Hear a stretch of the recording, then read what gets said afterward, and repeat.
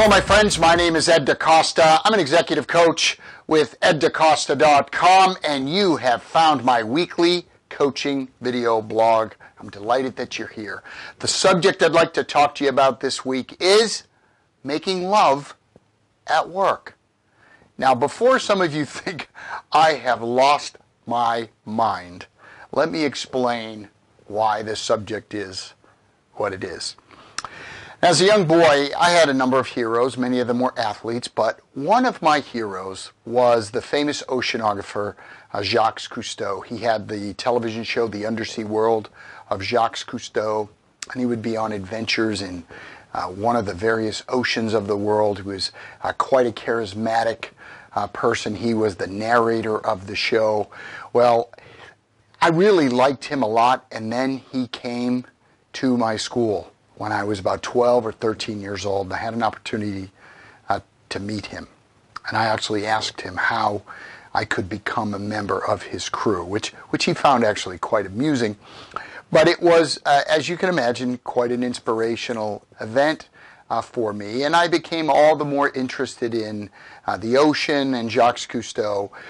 But he had a number of famous quotes. He was, of course, an environmentalist and quite passionate about the ocean and protecting the ocean and its creatures. But one of the things that Jacques Cousteau said is that many people attack the ocean. I make love to it. And when you read about this man and his passion, he clearly loved the ocean. And he spent every moment of his life that he could, when he wasn't on the ocean or in the ocean, under the surface, he was raising money or doing some type of fundraising for a cause that protected the ocean. This man can truly be said to live his passion, live his deepest love. So each and every day he made love. He helped, of course, the cause of the ocean, but he also brought many other people, myself included, possibly you as well, to also love what he loved. So that's what I mean when I say he made love. Now, last week I had the great fortune to be on another client's corporate offsite, a leadership meeting, but we spent about half of the time that we were together fishing on the Gulf of Mexico. That's why I've got this tan. And each day we had a different guide that would take us to where the fish were biting and educate us, because frankly we don't know, or at least I didn't know very much about how to fish, where to fish, what to use for bait, and all of that sort of thing. But I had a conversation with one of the guides about his passion and the other things that he had done in his life, and they were varied.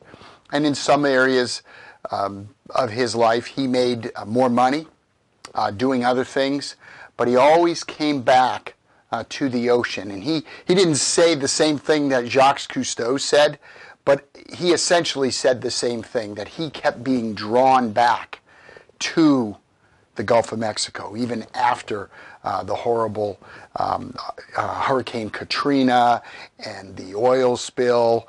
This man has been drawn back to that. So he, like Jacques Cousteau, could truly be said to be living his passion. And if you remember the book, The Good to Great by Jim Collins, he talks about the three circles, the three intersecting circles. And if you can find a profession that is in the intersection of those three circles, the first circle is what you can be best in the world at, so what your gift zone is.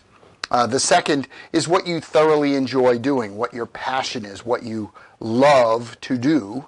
That's the second. And the third is what serves your economic engine, what provides for the needs that you and potentially your family have. And if you can find a profession that A, you're very, very good at, B, you thoroughly enjoy, and C, meets your economic needs, then you can be said to have found happiness. And again, it's debatable. There are other definitions of happiness, of course, but I love that one because, of course, Jacques Cousteau and many others, people that truly love what they are doing and are quite good at it, and it is clearly in their gift zone, can be said to be living their purpose, living what their so-called destiny is or was, in the case of people that have passed on. So, look for that in your life. How many of those 3 questions does what it is you're doing for a living pass? You know, are you particularly talented and gifted at what you're doing? Do you truly love it? When you're going to do whatever it is you do for your customers, your clients, your employer, can you be said to be loving it and therefore making love?